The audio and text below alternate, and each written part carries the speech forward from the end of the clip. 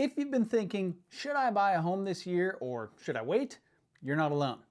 Because it's not just one thing. You're juggling mortgage rates, home prices, the economy, your job, your savings, and it can feel like you're trying to make a huge decision with a lot of moving pieces. Today, I'm going to make this simple. I'm going to walk you through 5 questions that can help you decide whether buying a home in the next 12 months makes sense for you. And I'm also going to drop in a few first-time homebuyer mistakes I see all the time so you can avoid them. Here's the big takeaway. Yes, the housing market matters, but your personal situation matters just as much. Instead of trying to perfectly time the market, focus on what you can control. All right, question number 1. Do you have a stable job?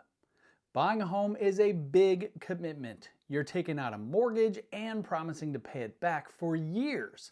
So having steady income matters. It doesn't have to be a perfect job, but you want consistency and confidence that you can handle the monthly payment. And here's a common first-time buyer mistake.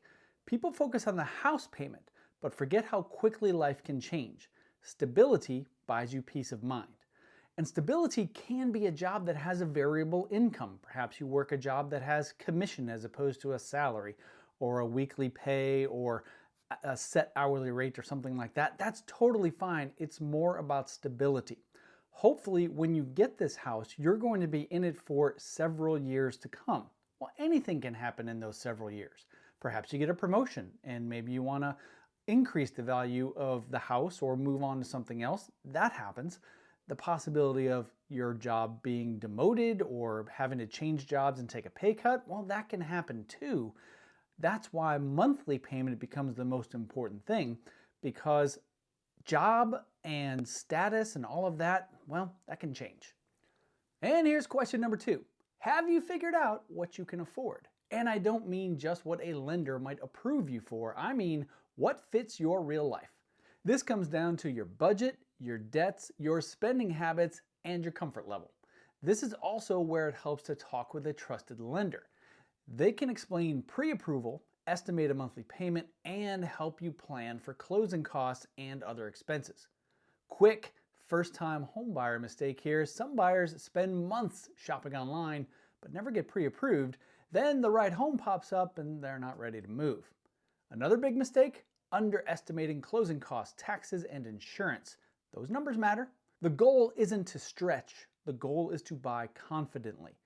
If you need a lender suggestion in the Indianapolis area, I definitely have a few of those that I can recommend to you that are going to explain all of those things to you before you decide that you want to jump in. But I can't stress enough talking to a lender before you go shopping, because it sucks when you're looking for a house, you find one that you really love, then you go talk to a lender and you're like, I'm not even approved for that amount.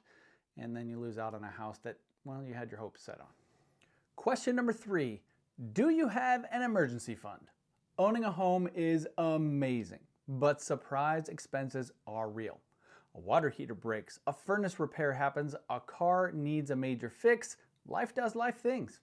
You want a cushion of several months of living expenses if possible, so you're not one unexpected bill away from stress. And a first-time homebuyer mistake here, some people use every dollar they have for the down payment and then have nothing left for moving costs, repairs, or even basic setup. You don't want to become house rich and cash poor.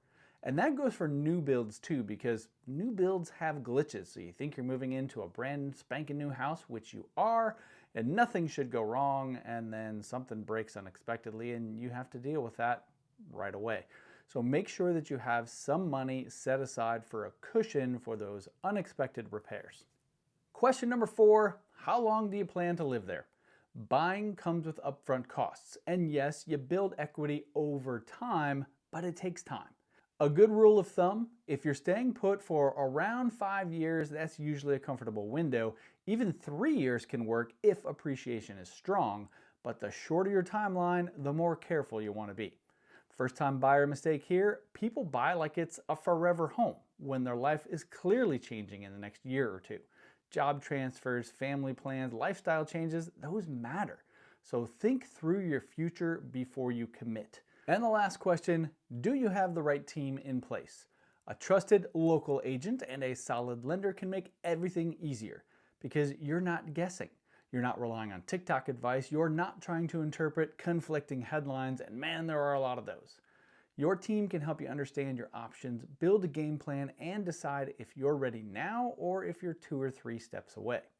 One more first-time homebuyer mistake: trying to do everything alone and then getting overwhelmed, or worse, making expensive decisions based on incomplete info. I highly recommend sitting down with a local realtor in the Indianapolis area, like myself, who can lay out every step of the way for you in advance so that you know what you're getting into from day one. So here's the bottom line. If you're wondering whether you're ready to buy, don't just stare at headlines and try to predict the market. Ask yourself these 5 questions. Do you have a stable income? Do you know what you can afford? Do you have an emergency fund? How long will you stay? And do you have the right team? When those boxes start getting checked, buying gets a lot less overwhelming.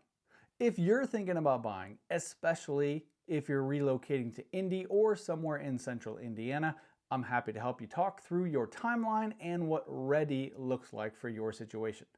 Type ready in the comments and tell me what stage you're in. Are you just browsing, saving, or actively looking?